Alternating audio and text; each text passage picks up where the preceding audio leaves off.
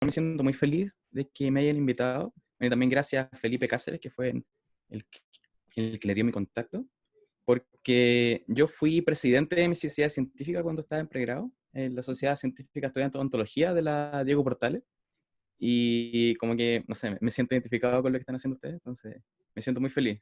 Siempre estuve metido en la sociedad científica, fui presidente, estuve de director científico, entonces la parte de la ciencia siempre ha estado conmigo desde que estaba en pregrado. Entonces yo creo que es bueno, muy bueno lo que están haciendo. Y además siempre tuvimos muy buena participación de los estudiantes de la UNAP en todos los eventos que hacíamos, así que están súper bien ustedes. Entonces, a lo que nos convoca hoy, eh, bueno, la ciencia de datos es como un tema que está súper de moda en estos tiempos. Eh, pero en salud está recién comenzando. Entonces, yo creo que es importante que nosotros empecemos a conocer la ciencia de datos y sepamos lo que nos puede ayudar y sepamos cómo podemos empezar en este tema. Primero, esta es una presentación igual bastante técnica, entonces, por favor, si alguien tiene alguna duda, me interrumpe de inmediato para que podamos resolverla y así yo poder adaptarme a la duda que ustedes están teniendo. Estos van como un poco del área de la zona de confort de los dentistas en general. Y yo soy dentista, entonces sí que sé que esto es un poco alejado de lo que nosotros vemos. Entonces, primero, ¿qué es la ciencia de datos? La ciencia de datos es un concepto nuevo que es como la interrelación que existe en este momento entre, primero, la matemática, con un fuerte conocimiento en estadística, también con las ciencias de la computación, que nos aportan, yo creo que el grueso de los conocimientos que tenemos en ciencia de datos, ¿ya? Y además esta experticia del dominio, que es donde aquí nosotros los profesionales de la salud tenemos un rol súper clave en esto de la ciencia de datos, porque nosotros conocemos nuestros datos, nosotros sabemos de dónde vienen, nosotros sabemos cómo aportarle valor a estos datos, entonces tenemos una, una ponderancia súper fuerte dentro de esta triada de conocimiento de ciencia de datos. So, por ejemplo, si nosotros empezamos acá a revisar este diagrama de Venn, si nosotros vemos la experticia del dominio con matemática, esto se podría como parecer a lo que es un bioestadístico, donde los bioestadísticos tienen un fuerte conocimiento en estadística y además conocen los procesos de salud y enfermedad.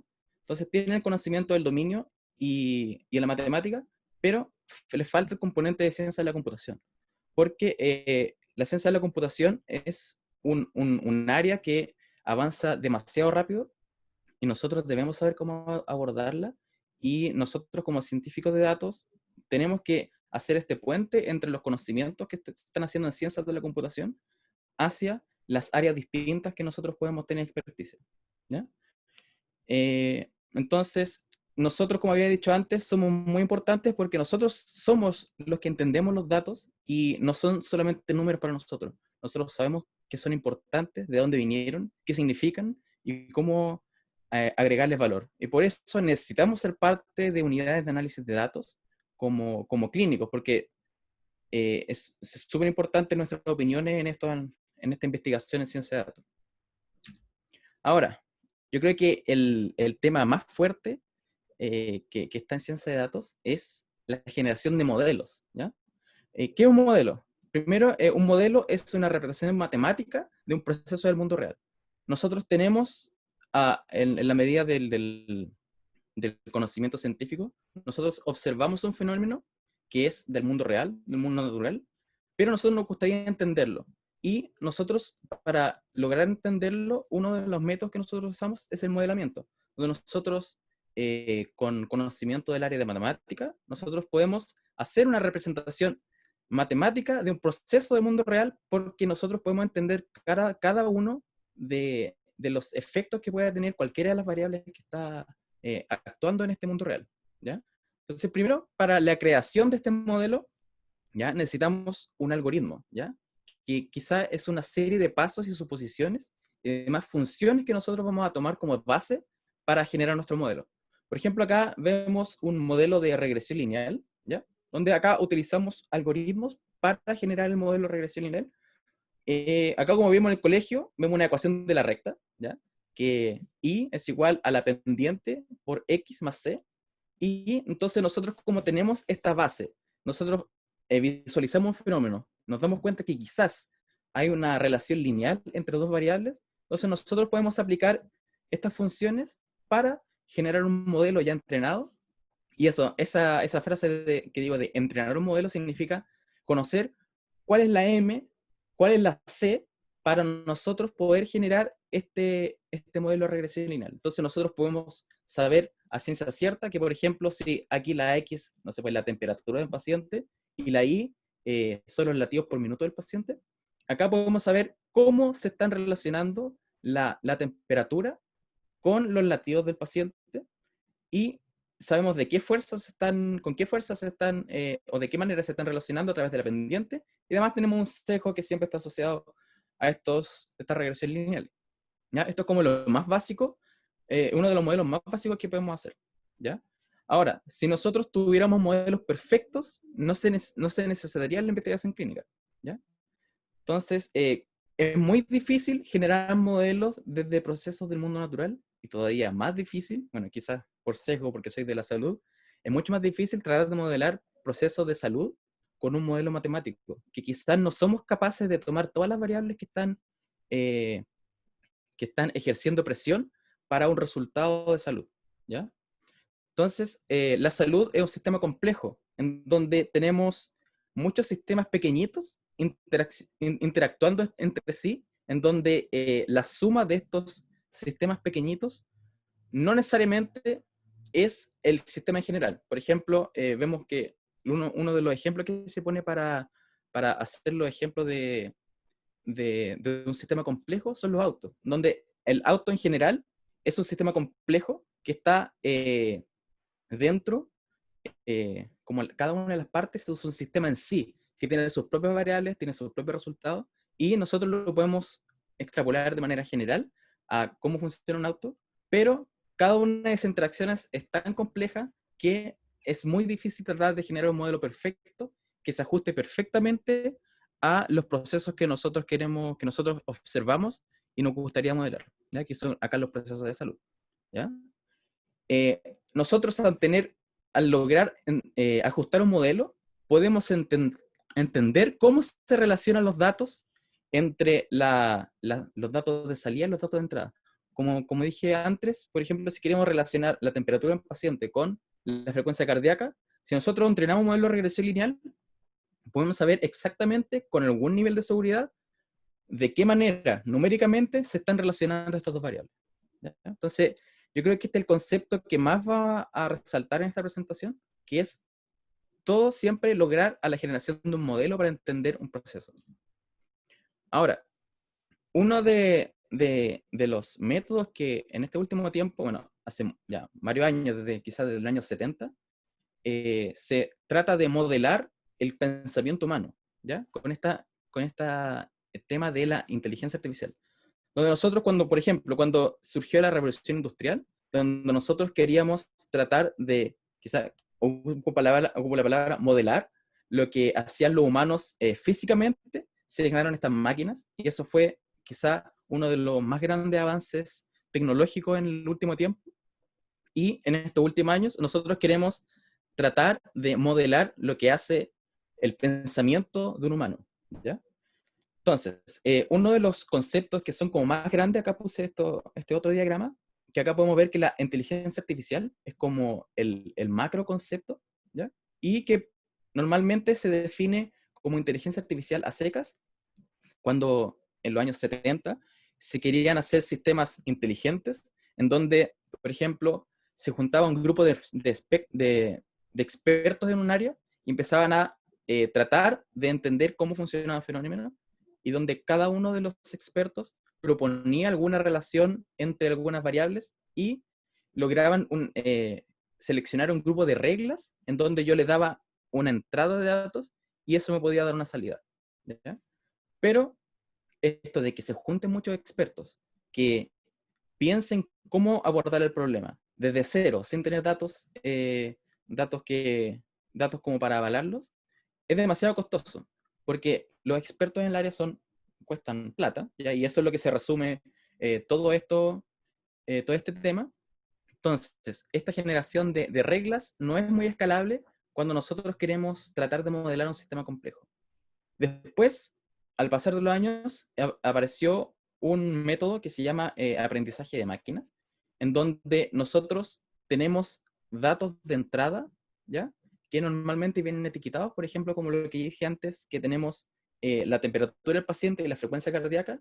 Nosotros ya tenemos esos datos, sabemos cuál es la observación del mundo real. Entonces nosotros lo pasamos por estos algoritmos de aprendizaje de máquinas y sin programar nada específico, sin programar nosotros las reglas que va a tener este programa, logramos optimizar un modelo que, dado una entrada de datos, pueda predecirnos o explicarnos cómo se relaciona con la salida de datos. ¿Ya?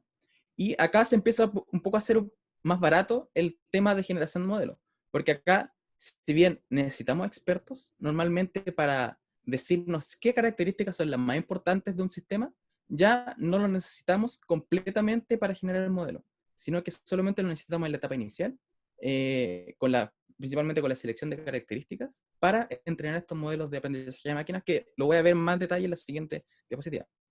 ¿Ya? Y después tenemos otro tema que es el aprendizaje profundo, que es un subconjunto de técnicas de aprendizaje de máquinas, en donde usamos un método específico que voy a intentar explicar un poco más en la diapositiva siguiente. Y todo esto con la super palabra que es el Big Data. Y nosotros estamos acá, los científicos de datos, que nosotros utilizamos una pequeña parte de todos estos métodos para nosotros realizar nuestro análisis de datos. ¿Ya? Ahora, como acá dije que tenemos expertos haciendo reglas para explicar un proceso, esto es súper explicable. Nosotros, los expertos nos dijeron que ya la frecuencia cardíaca quizás si tú lo multiplicas por 2, te va a dar la temperatura del paciente. Eso es súper explicable. A cualquier persona nosotros le decimos eso y lo entiende, ¿ya? Pero como había dicho antes, esto no es escalable a grandes datos, porque es muy caro. Y después cuando nos vamos acá adentrando estos círculos, cada vez los modelos se hacen más precisos y tenemos los rendimientos mejores mientras vamos avanzando en estos temas, pero estos modelos se van cada vez complejizando más y son difíciles de explicar a los tomadores de decisiones. ¿Ya? Ahora, una cosa es que nosotros tratemos de explicar cómo se generan, cómo se relacionan variables entre sí para generar una salida de datos, que eso se llama inferencia, ¿ya? Y además nosotros con estos modelos también podemos hacer lo que se llama predicción, que dado una serie de datos, nosotros ajustamos un modelo, ¿ya? Y somos capaces de, con datos nuevos, tratar de predecir la salida que nos va a dar esos datos porque nosotros ya aprendimos con los datos antiguos. ¿Ya? Ahora, específicamente el aprendizaje de máquinas, ¿ya? Que en donde son un grupo de algoritmos que mejoran su rendimiento a través de la experiencia, en donde nosotros pasamos una serie de datos, por ejemplo, acá tenemos todos estos puntos, nosotros sabemos que estos puntos son los rojos y estos puntos son las cruces, ¿ya? Entonces nosotros ya tenemos etiquetados estos datos, ¿ya? Sabemos a qué clase cada uno pertenece y nosotros tratamos de ajustar un modelo que nos diga una línea de separabilidad entre estos dos grupos de puntos, ¿ya? Y esto es lo que se llama aprendizaje de máquinas. Dado estos puntos azules y estos rojos, yo sin programar nada, porque tengo los algoritmos suficientes para que se entrenen como entre comillas solo, el modelo de aprendizaje de máquinas y yo después, por ejemplo, si tengo un puntito acá, yo ya sé que tengo que pintarlo azul, ¿ya?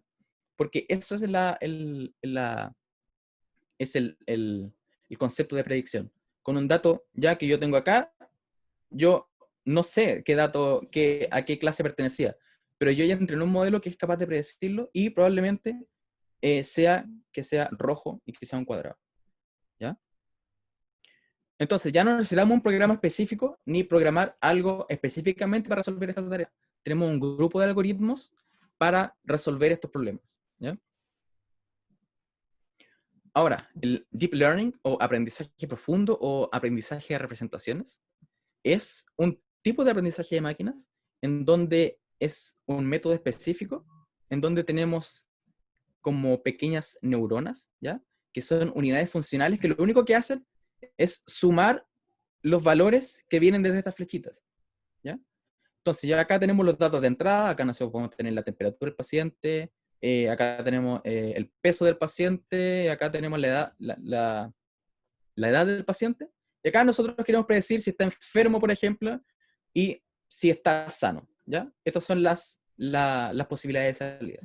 Entonces, nosotros tenemos algoritmos para poder entrenar esto, en donde estas flechitas van a ir multiplicadas por un valor específico, que van a ser los pesos que le vamos a dar a estas características de entrada, en donde nosotros, al entrenar estos pesos y saber de qué manera se pueden relacionar estos pesos, con una simple suma de estos valores ponderados, y acá con una que se llama función de activación, que quizás no me voy a mucho meter en este tema, nosotros de esta manera podemos entrenar un modelo.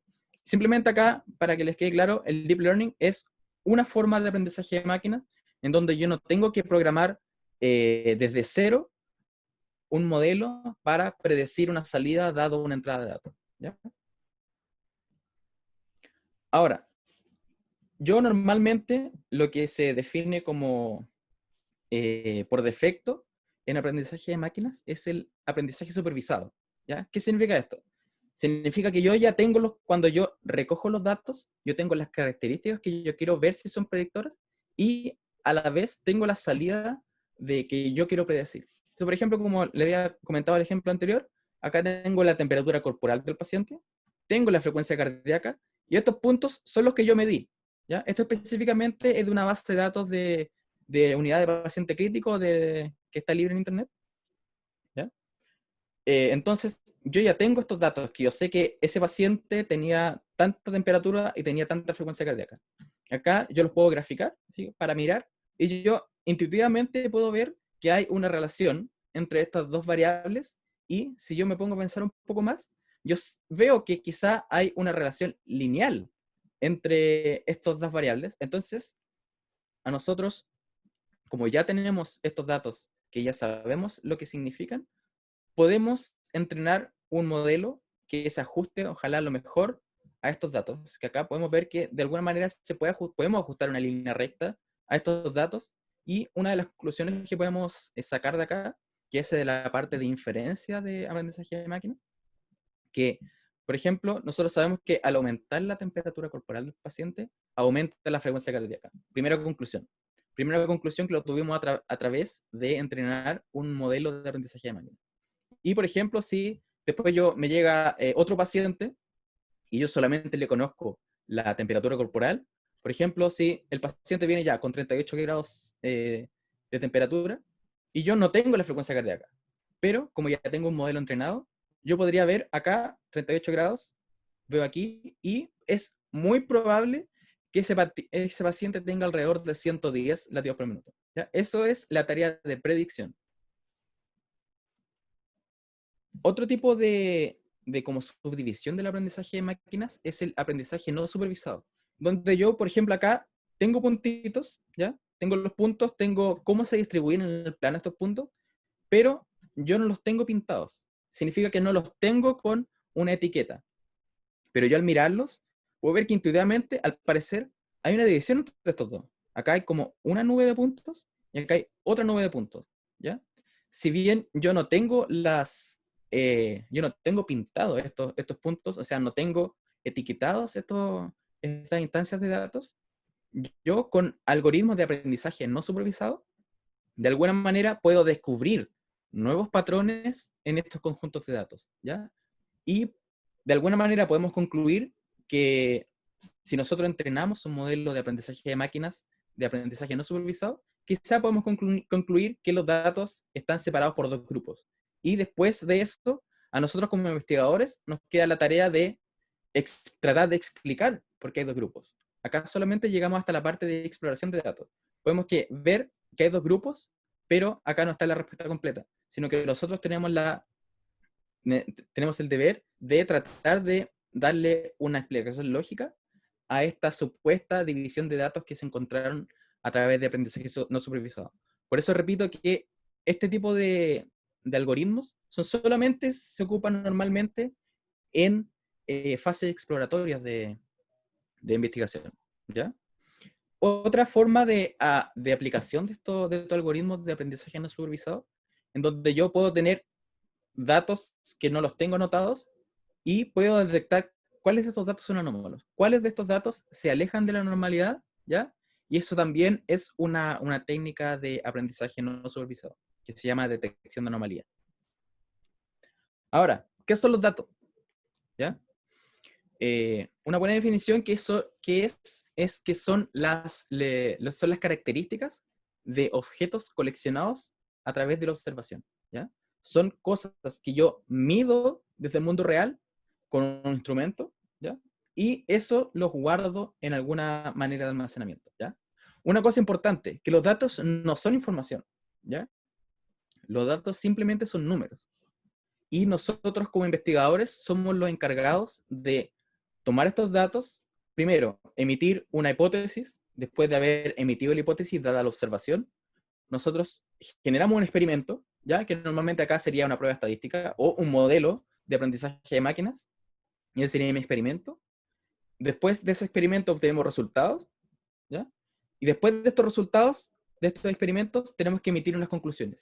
Y esas conclusiones son la información, ¿ya? Que es distinto a los datos. Los datos son simples números y nosotros, al darle ese valor de asignarle una conclusión que esté basada en observación y experimentación, eso sí es, eso sí es, eso sí es observación. Eso sí es información, perdón. Ahora, si nosotros somos capaces de diferenciar qué tipos de datos tenemos, una de las definiciones más generales de estos es diferenciarlo en datos estructurados y no estructurados.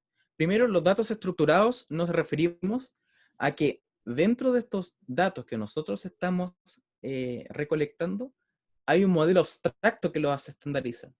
Yo sé que, por ejemplo, acá tenemos un modelo de datos, ¿ya? Así se llama, en donde tenemos que, estos son los datos del paciente.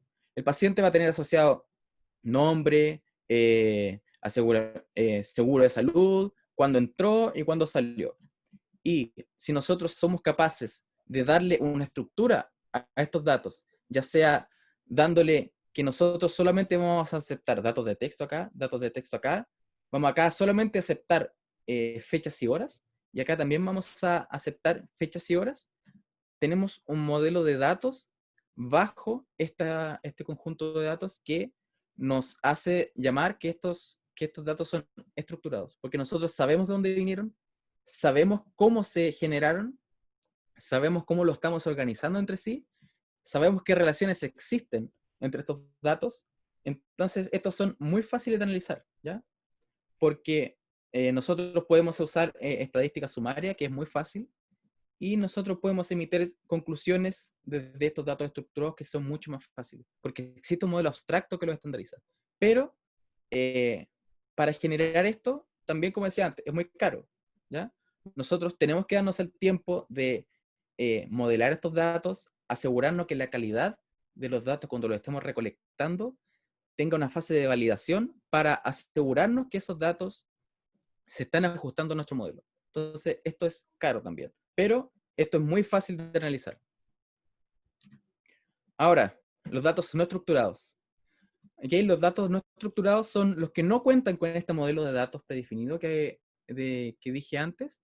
Y acá uno de los grandes ejemplos de estos datos estructurados son los datos de texto.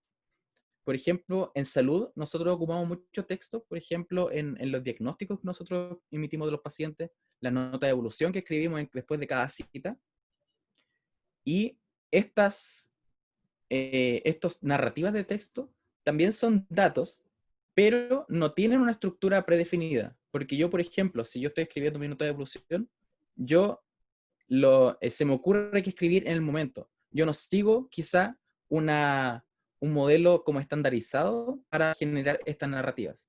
Y la parte de la narrativa de texto es una parte súper importante para el pensamiento lógico que nosotros generamos, por ejemplo, para generar un diagnóstico, para generar un plan de tratamiento. Nosotros tenemos que de alguna manera sistematizar este pensamiento que nosotros tenemos en nuestra cabeza para generar un diagnóstico, un plan de tratamiento, y tenemos que sistematizarlo dentro de una nota de evolución, por ejemplo. ¿Ya? Entonces, por ejemplo, acá tenemos un ejemplo, son datos reales, ¿ya? Son datos no estructurados de la lista de espera. Y aquí vemos un ejemplo de una nota de evaluación de evolución de un paciente odontológico. Y vemos que no tiene una estructura predefinida.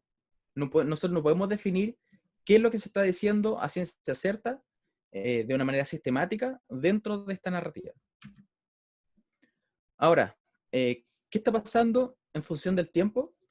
Es que se está cada día más juntando muchos más datos.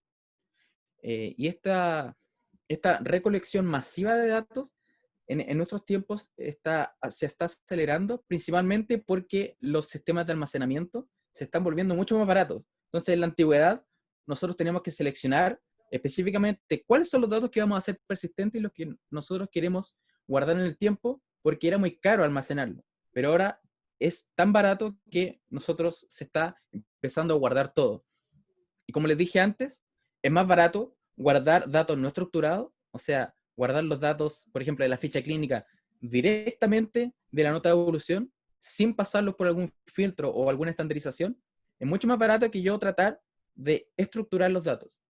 Por eso que la mayoría de los datos que nosotros tenemos en nuestro tiempo son datos no estructurados. Y por eso es la necesidad de generar conocimiento en el análisis de este tipo en específico de datos. Uno de los métodos que se utiliza para análisis de texto, que es lo que nos dedicamos con mi equipo, es el procesamiento del lenguaje natural, en donde nosotros tratamos de modelar, de nuevo la palabra, tratamos de modelar cómo se comporta el lenguaje humano para nosotros, de alguna manera, tratar de extraer información desde estos datos, ¿ya? Recuerden que estas narrativas de texto no tienen ningún valor si son simplemente datos. Y nosotros buscamos darles valor al transformar estas narrativas en información. Y nosotros, nosotros con estos métodos de procesamiento de lenguaje natural, analizamos las interacciones entre sistemas computacionales y los lenguajes humanos. Y una de las divisiones que podemos encontrar en el procesamiento del lenguaje natural es primero lo que podemos reconocer como reconocimiento de voz, ¿ya? Que es como tratar de hacer una traducción de datos desde datos de ondas sonoras hacia un texto que tenga sentido. Después viene el entendimiento del lenguaje natural, donde esta palabra de entendimiento es como es muy fuerte. ¿Okay? Pero nosotros tratamos de hacer la diferencia entre entender la semántica del texto. O sea, ¿qué tiene dentro de información ese conjunto de muchas letras? Y además, otra parte importante del procesamiento del lenguaje natural en que en este momento se está volviendo muy importante es la generación del lenguaje natural. Porque nosotros vamos para mejorar la experiencia de usuario, quizá en software que nosotros queramos programar, nosotros queremos hacer que la interacción humano-máquina sea lo mejor posible y para así mejorar la experiencia del usuario. Entonces, por ejemplo, vemos que está muy de moda en este momento estos chatbots, ¿ya? Que tratan de hacer que tu interacción con este software sea lo más transparente posible y lo más natural posible. Por eso es súper importante que dada la información que ellos obtengan de nuestro texto de lenguaje natural, logren entender lo que nosotros nos referimos y además ellos tratar de emitir respuestas hacia nosotros que nosotros entendamos a través de generación de este lenguaje natural. Ahora, un tema específico, que es una aplicación que nosotros tenemos de este procesamiento del lenguaje natural, es primero que nosotros tenemos la lista de espera. La lista de espera tenemos los datos de diagnóstico en la lista de espera como texto libre. Algunos datos están codificados, por ejemplo, en CIE10, pero la mayoría de estos textos están en texto libre. Y esos diagnósticos no tienen una estandarización por detrás. Entonces, lo primero que nosotros queríamos entender es cómo se está distribuyendo, quizá a nivel de palabra, los diagnósticos de la lista de espera. Entonces, acá con Jocelyn, que después la voy a presentar al final de la presentación, nosotros tenemos los datos de la lista de espera y tratamos de encontrar cuáles son las palabras que aportan la mayor información para cada una de las enfermedades. Perdón, para cada una de las especialidades que se encuentran en la lista de espera. Entonces, por ejemplo, acá tenemos una visualización de la especialidad de endodoncia, en donde tiene sentido que las palabras que aporten mayor información, por ejemplo, caries, pulpa, pulpitis, eso tiene sentido. Pero si nosotros atacamos este problema desde el punto de vista sintáctico, significa que solamente desde la morfología de la palabra y solamente a nivel de palabras aisladas, esto no es muy importante ni no nos aporta tampoco mucha información, sino que a nosotros nos gustaría tener a nivel de, por ejemplo, saber cuáles son las enfermedades más prevalentes dentro de la lista de espera, cuáles son los procedimientos que están esperando con mayor frecuencia en la lista de espera. Y ese entendimiento, que es ya un entendimiento a nivel semántico, que significa del contenido que tiene el texto, eso es un poco un proceso más complicado. Y hasta este punto solamente lo estamos atacando desde el punto de vista sintáctico.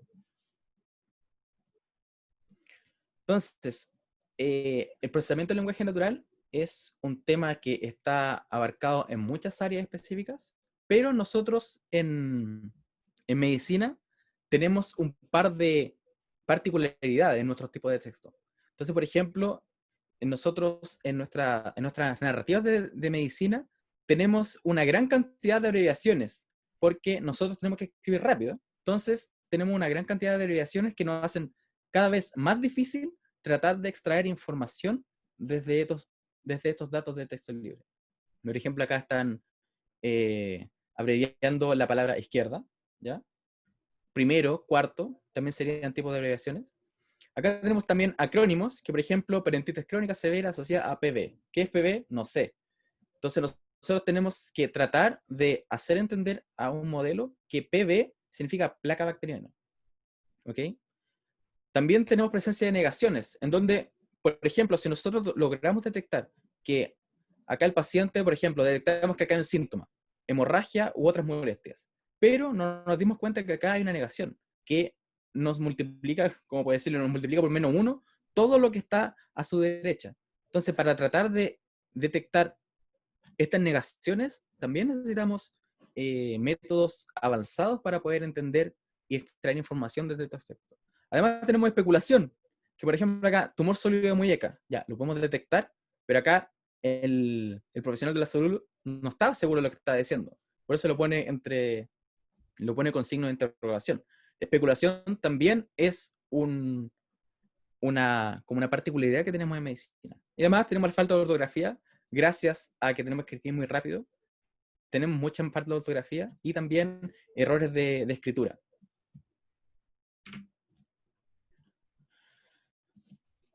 En procesamiento del lenguaje natural se definen como unas tareas que son como generales en lo que de los problemas específicos que nosotros tratamos de atacar.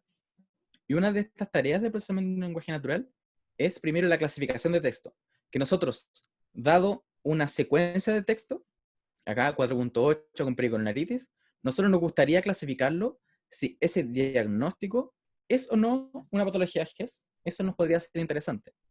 Entonces, esto significa clasificación de texto.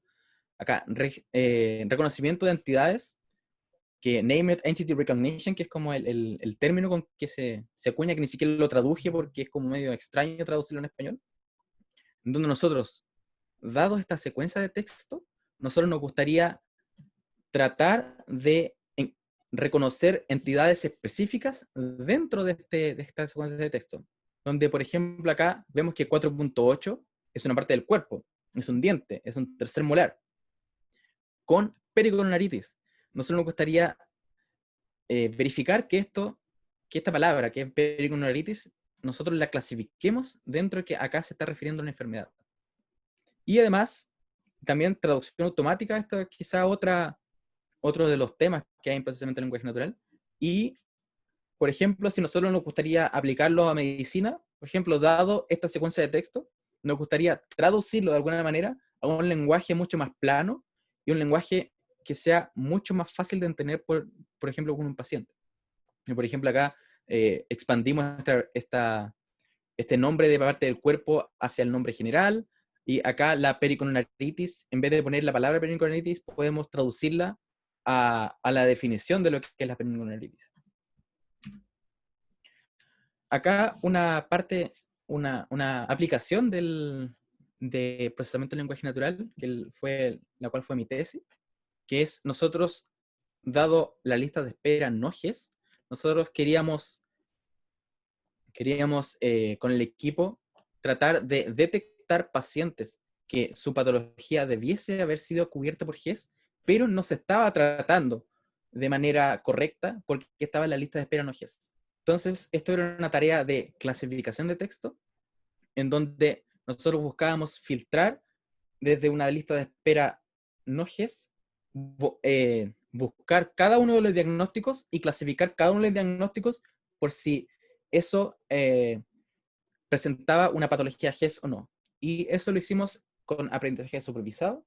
Teníamos una lista de muchos diagnósticos y los teníamos esos diagnósticos etiquetados con la palabra, perdón, con la clase si era GES o no GES.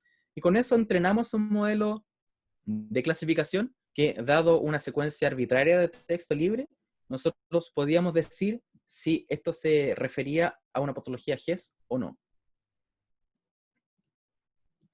Ahora, adentrándonos un poco más en lo específico de lo que es el lenguaje, una de las formas de modelar el lenguaje, o sea, tratar de entender un modelo que estuviera de alguna manera detrás del lenguaje natural, es la distribución de probabilidades, donde se dice que un modelo de lenguaje, dada una secuencia de palabras, nosotros podemos asignarle una probabilidad de aparición a esa secuencia, donde nosotros podemos ver que, por ejemplo, la secuencia periodontitis agresiva es más probable que esté en un cuerpo de texto que la frase o secuencia periodontitis maligna, ¿ya?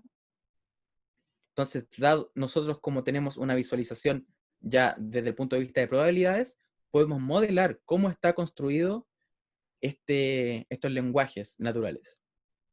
Y normalmente, para simplificar esto, lo que se hace es que, dada una palabra, por ejemplo, la palabra anterior, nosotros vemos cuál es la palabra más probable que aparezca como siguiente. Entonces, por ejemplo, ¿cuál es la probabilidad de que la palabra agresiva aparezca después de periodontitis? Es mayor que la palabra maligna aparezca después de periodontitis.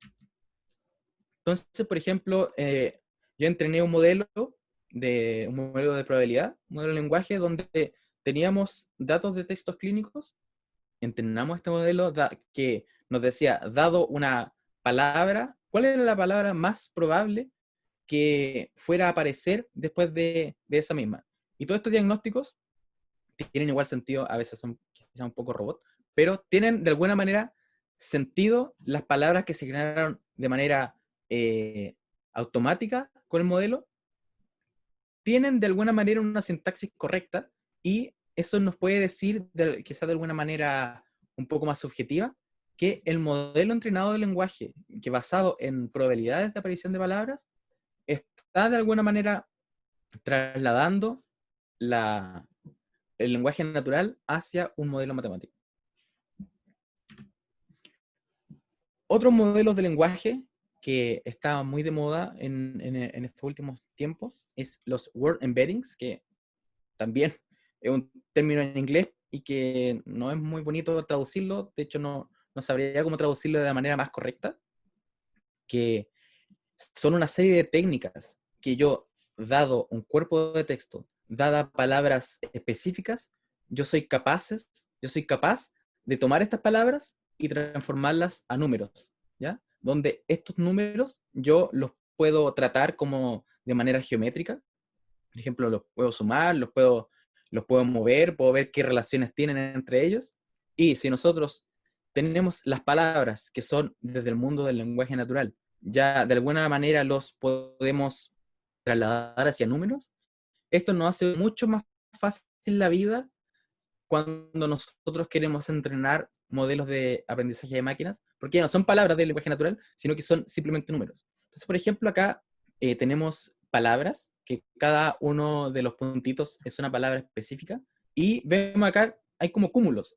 Entonces, una primera conclusión que tenemos a través de los word embeddings, que hay palabras que tienen una similaridad entre sí. Por ejemplo, si nosotros buscamos dónde está la palabra diente, ahí está la palabra diente. Y vemos que alrededor de esta palabra hay abreviaciones de la palabra diente.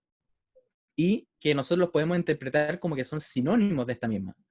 Entonces, a través de analizar cercanía de palabras, nosotros podemos verificar que este modelo de word embeddings está trayendo estas relaciones como semánticas de palabras desde el mundo del lenguaje natural hacia este espacio matemático de números. Y como ya tenemos números, es mucho más fácil entrenar modelos de aprendizaje de máquinas. Para nosotros entrenar modelos de lenguaje necesitamos mucho texto. Pero uno de los problemas que tenemos en medicina es que es difícil encontrar el texto clínico, principalmente por cosas de privacidad de datos.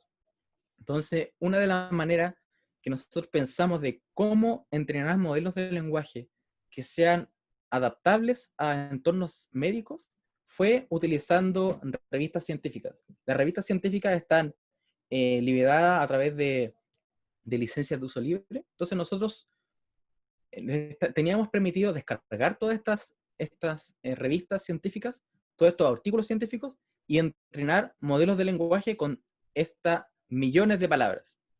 Entonces esto fue un proyecto que hicimos, en donde descargamos muchas revistas científicas, las acumulamos, y con eso somos capaces de entrenar modelos de lenguaje.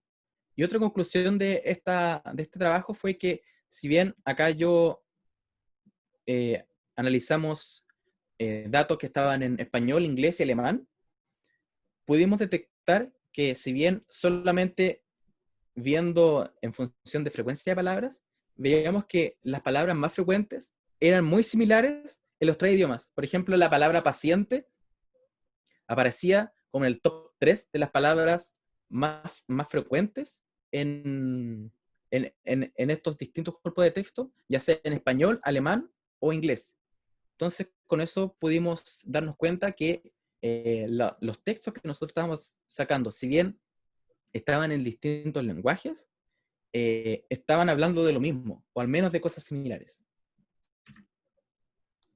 Pero si nosotros tenemos solamente datos de texto y son solamente palabras, nosotros no podemos ser capaces de entrenar modelos más sofisticados. Por ejemplo, si nosotros queremos saber dónde hay un diagnóstico, qué diagnóstico es. Por ejemplo, si nosotros estamos analizando la lista de espera, no podemos saber cuántos pacientes están esperando eh, por una prótesis fija unitaria.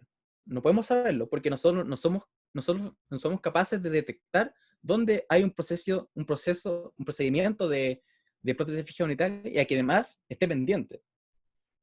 Entonces, también con el equipo con el que trabajamos, estamos tomando los diagnósticos de la lista de espera y a mano, con mucho trabajo, estamos enriqueciendo este texto, donde nosotros tenemos acá la misma narrativa que le había mostrado antes, pero acá manualmente nosotros vamos diciendo, acá PCTE es una abreviación, acá pieza 3.8 semi-erupcionada es un finding, acá pieza 3.8 es una parte del cuerpo. Entonces, con esto nosotros estamos construyendo un conjunto de datos para aprendizaje supervisado, y lo que nosotros queremos hacer es entrenar un modelo que nos pueda detectar automáticamente en qué parte del texto están estas entidades. Y estamos preparando este artículo para que pronto, ojalá, enviarlo a una conferencia. Ahora, yo creo que un tema importante de la ciencia de datos de salud es la privacidad de datos, ¿ok? En donde nosotros tenemos que ser súper responsables, ya sea como investigadores, como personal que va a recopilar los datos, como personal que va a analizar estos datos. Necesitamos asegurarnos que la privacidad de los pacientes no esté vulnerada al nosotros realizar esta investigación. Lo más fácil y lo que más se hace típicamente, o sea, obligatoriamente, es pasar por un comité de ética, y estos comités de ética no podemos saltarnos aunque nosotros creamos que nosotros solamente estamos tratando con datos, sí o sí debe pasar con un comité de ética para evaluar todas las posibles vulneraciones de la privacidad de los pacientes. ¿Ok? Entonces, un problema que he detectado que al menos en la legislación chilena no hay una sistematización que me diga, ya, esto es un dato personal, no sé, la edad de los pacientes es un dato personal, el root es un dato personal.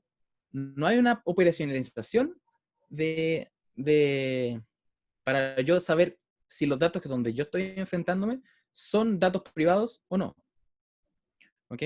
Entonces, para primero definir, estas son definiciones de la ley de privacidad, donde datos estadísticos los podemos definir como datos que su origen o consecuencia de su tratamiento no puede ser asociado a un titular identificado o identificable.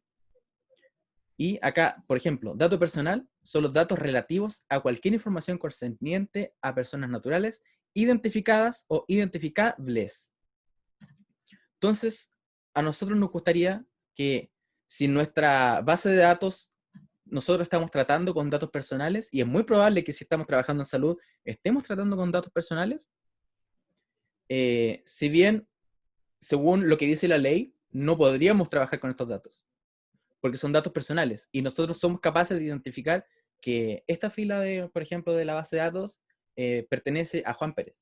Eso no deberíamos tener acceso a ese tipo de información. Pero hay métodos que a nosotros podemos aplicar a nuestros datos que nos transformen estos datos personales a datos simplemente estadísticos. Y estos métodos no son de conocimiento general. Entonces, hemos detectado que varias veces se vulneran la privacidad de los datos de los pacientes simplemente porque no hay personal capacitado para realizar este tratamiento de los datos para asegurar la privacidad de los mismos. Y por eso es que necesitamos, como nosotros, como profesionales de la salud, adentrarnos a este mundo de la ciencia de datos y nosotros ser los que manejemos estos datos y logremos, si nosotros necesitamos transferirlo a otro investigador, sepamos de qué manera poder hacerlo de que no estemos vulnerando los datos personales de los pacientes. Y además, otra especificación que aparece en la ley, que es de datos sensibles, son aquellos datos personales que se refieren a las características físicas o morales de las personas o hechos o circunstancias de su vida privada o intimidad. Y acá yo diría que todos los datos de salud son datos sensibles. Entonces esto es como una cosa que tenemos que tener mucho en cuenta y tratar de alguna manera, tratar de operacionalizar esta ley para nosotros como investigadores nos sea mucho más fácil saber si nosotros estamos tratando con datos simplemente estadísticos o datos personales o incluso datos sensibles. Hay una ley en Estados Unidos que se llama HIPAA y esta ley sí especifica de una manera súper estándar qué son información personal en salud. Si bien probablemente esta ley no pueda ser trasladada directamente a la realidad chilena, nos da de una buena manera un indicio de saber si los datos que nosotros tenemos acceso son o no información personal. Por ejemplo, acá nombres, obvio, información personal, pero acá es curioso. Por ejemplo, solamente aceptan fechas de los pacientes, pero estas fechas solamente pueden ser del año. O sea, yo no podría compartirte a ti la fecha de nacimiento de mi paciente con año, mes y día. Yo solamente podría decirte, mi paciente nació el año 2000. Y además hay una cosa súper específica, que no se pueden transmitir edades mayores a 89 años. Esto tiene sentido, porque como hay tan poca frecuencia de pacientes que tengan 90 años o más, es mucho más fácil que yo poder trazar esta fila de mi base de datos, poder trazarla a a qué paciente se refiere. Número de teléfono, eso ya, ¿sí? Dirección menor que una región, ¿ya? Acá yo solamente podría, por lo menos en la ley que está en Estados Unidos, yo solamente puedo transferir datos personales de pacientes que sean a lo más del estado del estado en donde la persona vive. Yo no puedo dar código postal, no puedo dar calle, no puedo dar quizá número de casa, porque eso es un dato personal. Número de identificación, obvio, correo electrónico también, número de fecha clínica, bueno, y acá son cosas que son un poco más obvias. Pero hay que tener cuidado con esto. Quizá deberíamos tratar de operacionalizar esto en Chile, que las fechas y las direcciones de los pacientes son datos de información personal de salud. Ahora, también quiero invitarlos a que si ustedes tienen una idea de una tesis en ciencia de datos, puedan contactarse con Felipe Cáceres. Yo no soy docente de la Universidad Andrés Bello, pero él sí, y además él es compañero mío en el magíster en informática médica.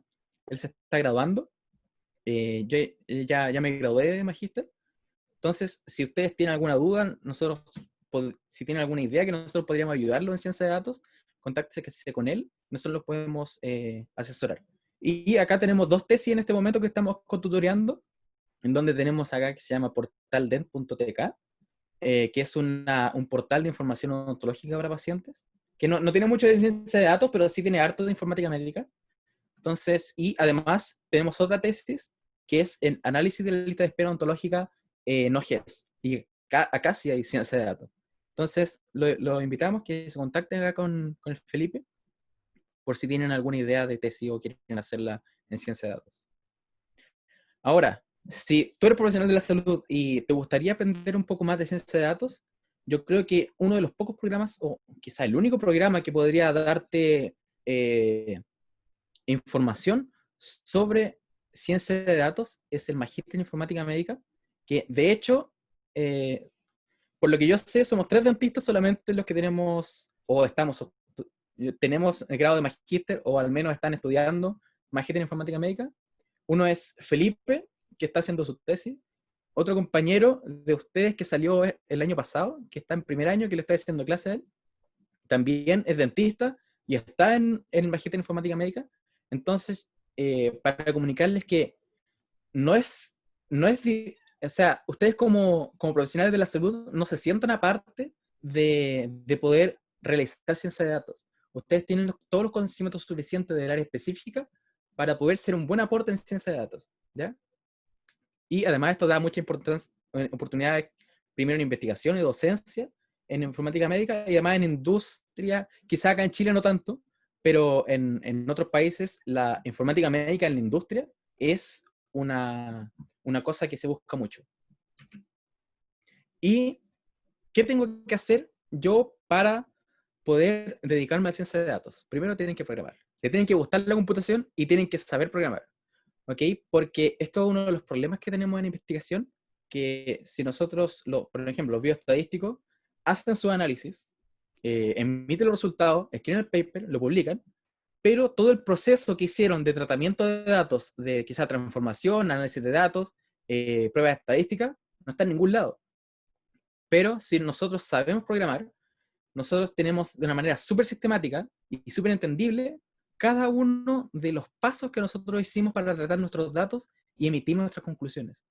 Y por si alguien se quiere empezar en esto, los dos lenguajes de programación que se ocupan mucho en ciencia de datos es Python y R, en donde este último, R, es el que más les recomiendo si no les gusta tanto la computación y solamente quieren analizarse datos. ¿Ya? Es muy fácil de aprender. Python es un poco más difícil y es más para gente que le gusta computación. ¿Qué es la programación? ¿Okay? La programación es el proceso de diseño y construcción de una serie de instrucciones ejecutables por un computador. Entonces, por ejemplo, acá vemos, quizá, bueno, para mí no es entendible, pero voy a tratar de comunicarles qué está haciendo este programa, porque este ya podría ser considerado un programa. Entonces acá, por ejemplo, estoy leyendo un conjunto de datos que se llama patients, lo estoy leyendo, ¿ya? Lo guardo en una variable que se llama patients. Acá busco la edad de los pacientes y le saco el promedio. Y la respuesta es 45 años. Entonces, si esto nosotros lo multiplicamos por todo el experimento que nosotros estamos haciendo, eso es mucho más fácil para asegurar la reproducibilidad de tu investigación. Y eso es un tema que no se le está dando mucha importancia porque al menos las revistas de medicina publican los resultados, pero quedan hasta ahí. No publican, si bien lo pueden explicar los métodos, pero no es la transferencia suficiente para yo poder reproducir el mismo estudio que realizó tal persona. Y bueno, al menos hasta ahora, al menos en las revistas de informática médica, al menos, casi que se obliga a los investigadores a subir el código para que pueda ser reproducible lo que tú estás comunicando en tu investigación. Una cosa que me pareció súper curiosa cuando empecé a investigar cosas, quizás adentrarme un poco más en el mundo de la ingeniería, era que los recursos de aprendizaje en ciencia de computación son muy justos y la mayoría están de manera gratuita. Yo diría que puedes ser un programador muy bueno tan solo haciendo cursos gratis en Internet. Eso, cosa que no se da ni por 5% en salud, donde cada uno de los cursos que nosotros tenemos que hacer son pagados y son muy caros y no te aseguran que sea de una calidad suficiente. Y el recurso de aprendizaje que yo les recomiendo es este Free Code Camp, que tiene hartos recursos de ciencia de datos y es gratis. Todos los cursos que están ahí son gratis y son de muy buena calidad. Y si les gusta leer, estos dos libros, que acá es un libro que es como la Biblia para las personas que recién están empezando en ciencia de datos, que lo recomiendo mucho, que además de enseñarte aprendizaje estadístico, te enseña el lenguaje de programación R desde cero. Entonces, si tú quieres entrar en ciencia de datos y paralelamente al mismo tiempo aprender un lenguaje de programación, este libro es muy bueno.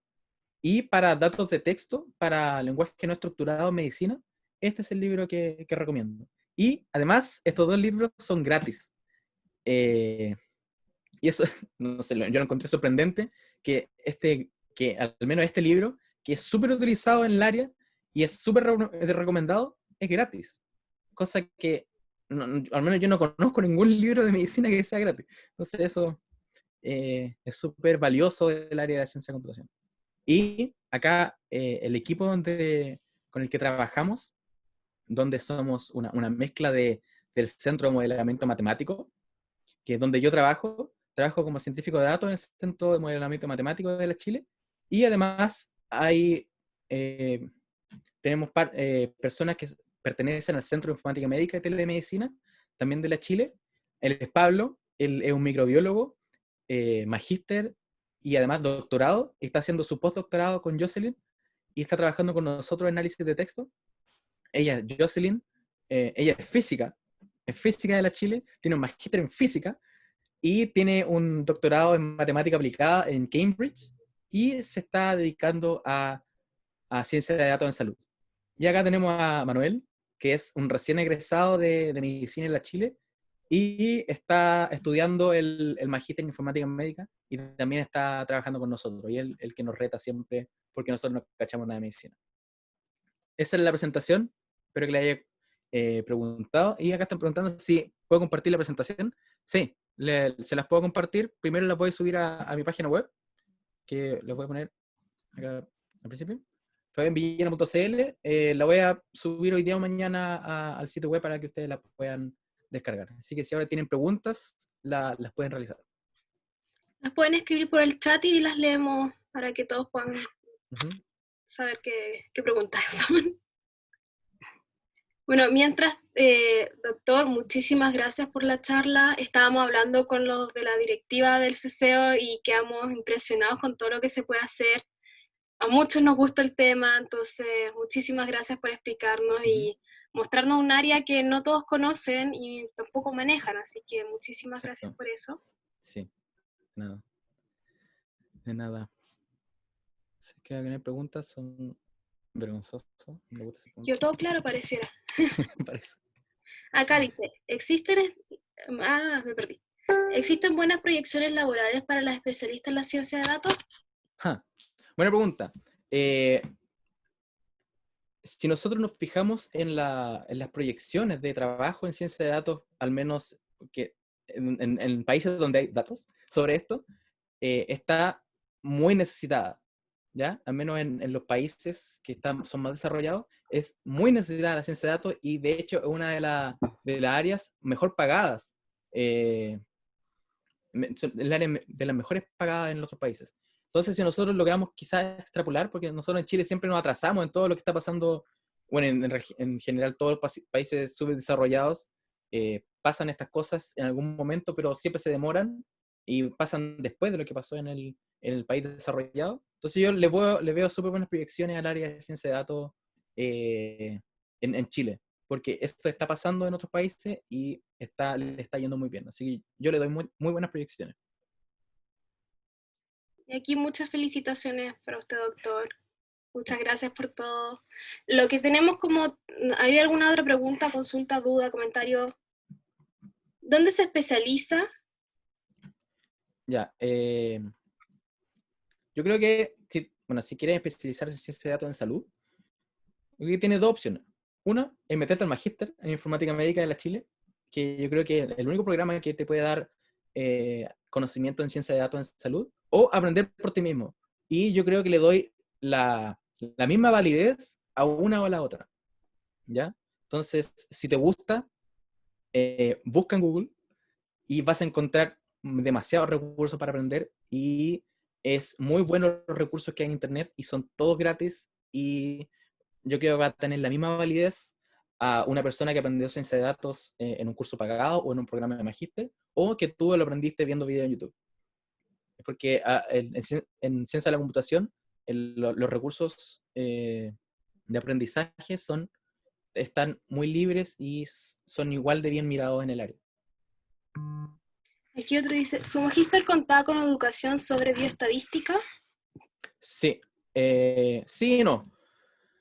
Hay un curso de bioestadística al principio, pero solamente se lo daban a la gente que no venía del área de la salud. A nosotros, cuando nosotros entramos, asumían que nosotros teníamos conocimiento de bioestadística, pero en los cursos siguientes hay mucho conocimiento de, por ejemplo, específicamente pruebas estadísticas, modelos, algoritmos para entrenar aprendizaje de máquina, todo lo que habla acá se ve en los cursos siguientes de bioestadística. La parte de bioestadística que se enseña en el magíster es como para nivelarlos con el nivel que nosotros venimos desde el pregrado.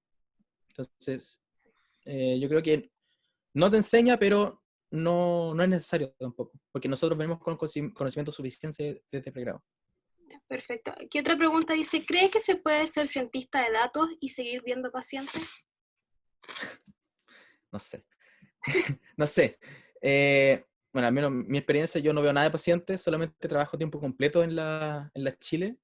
Pero por lo menos, a ver, con experiencias de mis compañeros, que no son dentistas, el único compañero que tengo dentista es Felipe, y él se dedica completamente, bueno, él hace docencia en la UNAP, y también trabaja con pacientes, pero igual es lo más pequeño que él hace, ¿ya? Pero, pucha, yo creo que se puede, pero yo no soy buen referente para eso. No le podría dar un consejo porque yo estoy cegado. Perfecto. Aquí hay una pregunta para el doctor Cáceres, que ¿cómo combina la patología con los datos? ¿Está Felipe? Ahí Sí, está Felipe. ¿Me escuchan? Sí, se escucha, Sí. perfecto.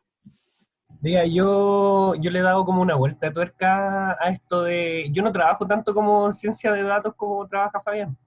Yo me he dedicado más por el otro lado como generar los datos. De hecho, con Fabián hacemos hartas cosas, trabajamos harto y Fabián como que se dedica al manejo de datos. Yo me dedico a como desarrollar los datos, por decir en patología. Lo último que queremos hacer es como desarrollar una ficha como a nivel latinoamericana para recopilar datos de leucoplasia, y Fabián ahí nos dio varias ideas de cómo recopilar estos datos, pero yo como ciencia de datos bruta, pura y dura como lo hace Fabián, yo estoy bien alejado de eso. Yo de hecho con el lado de como informática médica, que fue donde nos conocimos con Fabián, yo trabajo más con el tema de patología digital o telepatología, microscopía virtual, por ese lado yo me dedico más. Fabián es como se dedicó más a la ciencia de datos y de hecho yo me apoyo en harto en ese sentido. Sí, quizás hacer una salvedad. Sí, el magíster es en magíster en informática médica. Y una de las partes que te va a entregar el magíster en ciencia de datos. Pero también te entrega fuertes componentes de análisis de imágenes, ficha clínica electrónica, gestión de proyectos, tiene muchas otras cosas que también yo no las desarrollé, ¿ya? Yo me dediqué completamente a la ciencia de datos, pero te va a dar más oportunidades en otros campos asociados a la informática médica, no solamente en ciencia de datos, ¿ya? Así que el magíster es como mucho más que eso. Ya, perfecto. Y aquí consultan, ¿hace cuánto tiempo abrió el programa y es el único programa en Chile? Abrió en 2014 y sí, es el único programa en Chile. Hay un doctorado en la Universidad del Paraíso que se llama como Ingeniería en Salud, algo así. Pero no conozco el programa, así que no podría darles como si realmente... Yo sé que en el magíster donde yo me recibí, sí se aprende ciencia de datos, pero no conozco el programa de la Valparaíso. Entonces, sí, está el magíster en informática médica de la Chile, que es el que yo salí, y además está este doctorado en ingeniería en salud, algo así se llama, de la Universidad de Valparaíso. Yo creo que son como los dos programas que existen como para ponerse un poco más del área de la ingeniería en salud. Perfecto. Aquí dice, ¿con qué área de la odontología sería más eficaz usar la programación? Yo diría que con imágenes y patología. Bueno, patología con imágenes. Sí, yo creo que de las especialidades que tienen como más... Ah, pero preguntaron por informática médica o por ciencia de datos. No, dice, del área de la odontología sería más eficaz usar la programación. Ah, ya, programación, sí.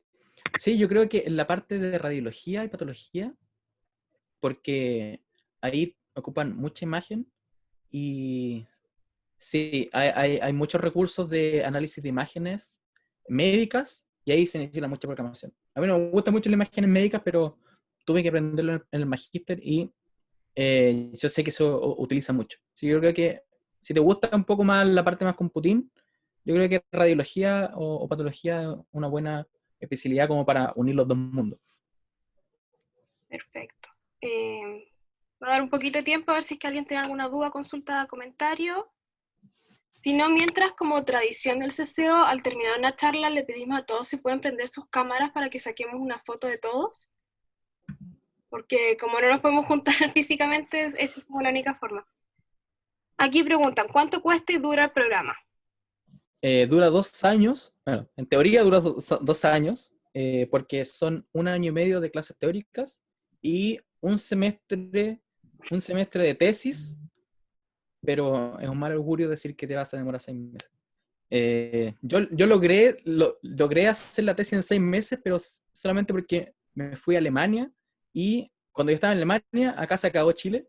Entonces, las personas que estuvieron acá en Chile tratando de hacer su tesis mientras estaba pasando todo eso, se les atrasó todo, ¿ya? Pero como yo estaba en un mundo más bonito allá en Alemania, eh, pude realizar en 6 meses. Pero yo diría como que en promedio sería como 2 años y medio. Y el precio, no me acuerdo cuánto estaba, como a 4,5 millones el año, algo así. Los filipinos, no sé si tú tenías como 4 millones y tanto, por ahí. Acá Caco pregunta si cree que es compatible el magíster al mismo tiempo que una especialidad. Esto es bueno para responder que lo responda Felipe. Él lo está haciendo. Eh, si quieren tener algún momento de vida, no son muy compatibles, pero yo terminé el magíster en mi parte electiva, pero como dijo Fabián, ocurría la situación de que yo no podía terminar mi tesis. Yo estoy ahí parado, pero como la parte como de clases, yo ya la terminé. Ahora tengo que terminar mi tesis, la espero terminar y obviamente ahora también se me ocurrió estudiar patología.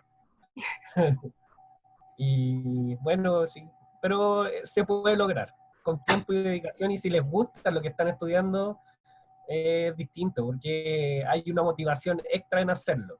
Por decir, a mí el magíster me entregó muchas herramientas que utilizo actualmente en la especialidad. No crean que como que lo aprendí y nunca más lo ocupé, lo ocupo harto y de hecho Fabián me ha ayudado de hecho a hacer algunas cosas para la especialidad y ya han salido varias ideas y varios proyectos para seguir como uniendo estos dos mundos de la informática médica y la patología. No crean que son como lejanos. Perfecto. Aquí dicen que suena genial. Bueno, ¿les puedo pedir a todos si pueden prender sus cámaras para que saquemos la foto? Porfis.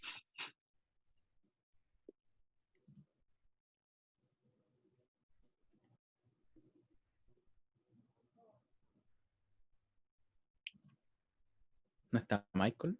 Que él salió del UNAV y está en el Magíster. Me parece que tenían clase en esta...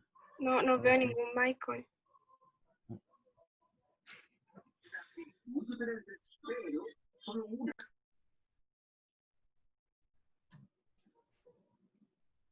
Ahí está. Voy a poner esto en pantalla grande para que se vea ahí todos. Y 1, 2, 3.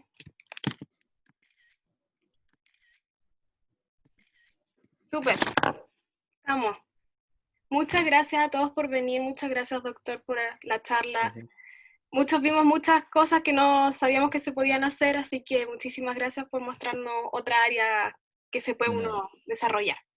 De Así que nada. muchísimas gracias y esperemos algún día conocernos en persona cuando se pueda. Bueno, sí. Así que en algún- vamos. Gracias. Ya. Chao. Ahí está todos. Muchas Chao. gracias.